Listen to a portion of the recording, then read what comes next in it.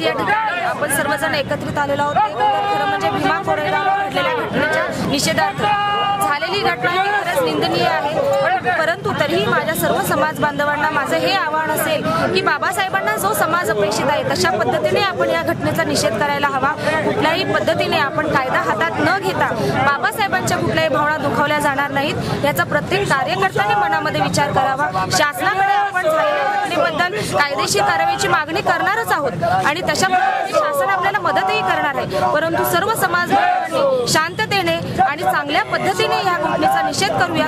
सर्वांच्या सोबत आम्ही देखील आहोत। कुठल्याही पद्धतीने आपल्या समाजातील दीनदुबळ्यांवरती अत्याचार होऊ नये ह्या मनस्थितीतच आपण सगळेजण आणि शासन देखील आहे। पुन्हा एकदा मी सर्व समाज बांधवांचे सर्व समाजाला आवाहन करते की शांततेने या घटनेचा निषेध करूया, सर्वजण एकत्रित येऊया। आपण शासनाचा किंवा कायदा हातात न घेता एकत्र येऊया।